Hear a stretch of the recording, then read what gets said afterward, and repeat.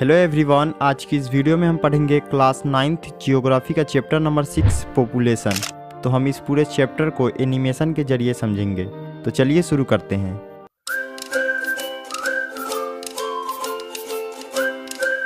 किसी भी जगह के इकोनॉमिक डेवलपमेंट में वहाँ के लोगों का योगदान होता है। ह्यूमन बींग्स धरती के रिसोर्सेज का प्रोडक्शन और कंजप्शन करते हैं।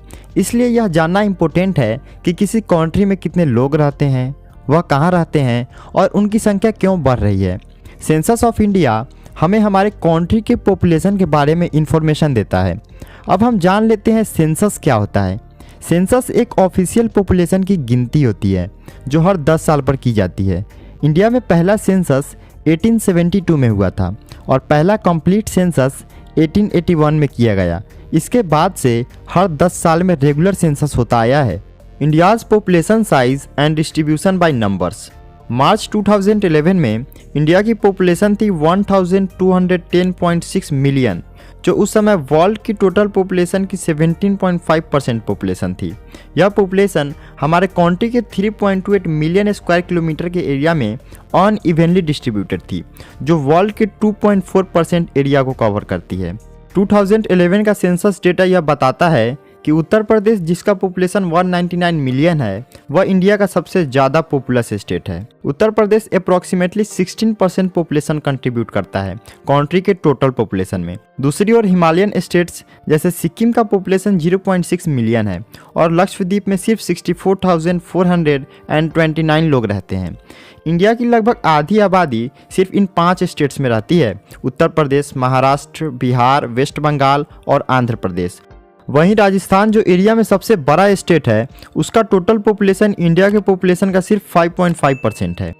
India's population distribution by density. Population density uneven distribution को देखने का एक तरीका प्रोवाइड करता है। The number of persons per unit area, यानी एक यूनिट एरिया में कितने लोग रहते हैं, इसी को पॉपुलेशन डेंसिटी बोला जाता है। इंडिया वर्ल्ड के सबसे डेंसली पॉपुलेटेड कंट्रीज में से एक है। 2011 में इंडिया की पॉपुलेशन डेंसिटी थी 382 पर्सन्स पर स्क्वायर किलोमीटर। पॉपुलेशन डेंसिटी अलग अलग स्टेट की अलग अलग होती है। जैसे बिहार की पॉपुलेशन डेंसिटी थी 1102 पर्सन्स पर स्क्वायर किलोमीटर। वहीं अरुणाचल प्रदेश की पॉपुलेशन डेंसिटी सिर्फ 17 पर्सन पर स्क्वायर किलोमीटर थी। जैसा कि इस मैप में इंडिया के हर स्टेट के पॉपुलेशन डेंसिटी को दिखाया गया है। ग्रीन कलर जिन स्टेट्स में है उसकी पॉपुलेशन डेंसिटी 250 से कम है। लाइट ग्रीन जिन स्टेट्स में है उसकी पॉपुलेशन डेंसिटी 250 से 500 के बीच है। येलो कलर वाले स्टेट्स में 501 से 750 के बीच है। ऑरेंज कलर वाले स्टेट्स में 751 से 1000 के बीच है और रेड कलर वाले स्टेट्स की पॉपुलेशन डेंसिटी 1000 से भी ज़्यादा है। जैसा कि इस मैप से पता चल रहा है कि इंडिया की पॉपुलेशन डेंसिटी बहुत ही अनइवनली डिस्ट्रीब्यूटेड है। कुछ स्टेट्स की पॉपुलेशन डेंसिटी बहुत ज़्यादा है और वहीं कुछ स्टेट्स की पॉपुलेशन डेंसिटी बहुत कम है। ऐसा क्यों है, आइए समझते हैं। वो स्टेट जिनकी पॉपुलेशन डेंसिटी 250 पर्सन्स पर स्क्वायर किलोमीटर से कम है, ये कम पॉपुलेशन के एरियाज मेनली रग टेरेन और अनफेवरेबल क्लाइमेटिक कंडीशन की वजह से होते हैं। आसाम और पेनिनसुलर स्टेट्स की पॉपुलेशन डेंसिटी मॉडरेट है। यहाँ के हिल्स, लो रेनफॉल और लेस फर्टाइल सॉइल ने इस एरिया में पॉपुलेशन डेंसिटी को इन्फ्लुएंस किया है। नॉर्दर्न प्लेन्स और साउथ के केरला में हाई पॉपुलेशन डेंसिटी है क्योंकि यहाँ फ्लैट प्लेन्स है, फर्टाइल सॉइल है और रेनफॉल भी अच्छी खासी होती है, जिस वजह से यहाँ पॉपुलेशन डेंसिटी हाई है। नेक्स्ट टॉपिक है population growth and process of population change. इसमें हम पहले जान लेते हैं पॉपुलेशन ग्रोथ क्या होता है। The change in the number of inhabitants of a country during a specific period of time, यानी एक स्पेसिफिक पीरियड के दौरान किसी कंट्री के पॉपुलेशन के नंबर में चेंज आने को ही पॉपुलेशन ग्रोथ बोला जाता है। इस चेंज को 2 तरीके से देखा जाता है, एब्सोल्यूट नंबर और percentage change per year. Absolute number का मतलब होता है कि हर साल या 10 साल में कितने लोग ऐड किए गए हैं, उन लोगों के मैग्नीट्यूड को हम एब्सोल्यूट नंबर कहते हैं। यह हम कैलकुलेट करते हैं पहले के पॉपुलेशन से लेटेस्ट पॉपुलेशन को सब्ट्रैक्ट करके। परसेंटेज चेंज पर ईयर का मतलब होता है पॉपुलेशन चेंज को परसेंटेज पर एनम में देखना। मान लो अगर किसी साल का पॉपुलेशन चेंज 2% है तो इसका मतलब यह है कि हर 100 लोगों में 2 लोगों की बढ़ोतरी हुई है। इसे ही एनुअल ग्रोथ रेट कहते हैं। अगर हम इंडिया की ग्रोथ रेट को देखें तो 1951 में इंडिया की पॉपुलेशन थी 361 मिलियन, जो 2011 तक 1210 मिलियन तक पहुंच गई। जैसा कि इस टेबल से पता चलता है कि 1951 से लेकर 1981 तक इंडिया की पॉपुलेशन ग्रोथ रेट तेज़ी से बढ़ी है। इसी वजह से 1951 में 361 मिलियन से लेकर 1981 में 683 मिलियन तक पहुंच गई थी। लेकिन 1981 के बाद से इंडिया की पॉपुलेशन धीरे धीरे घटने लगी।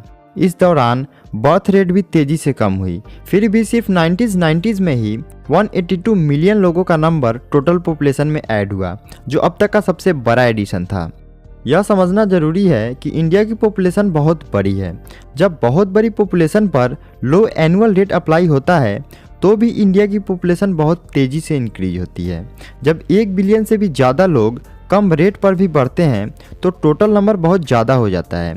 ग्रोथ रेट में गिरावट बर्थ कंट्रोल के प्रयासों का पॉजिटिव इंडिकेटर है, लेकिन इसके बावजूद पॉपुलेशन में पूरी तादाद बढ़ती जा रही है और 2045 तक इंडिया चाइना को पीछे छोड़ सबसे ज़्यादा आबादी वाला देश बन सकता है। Processes of population change.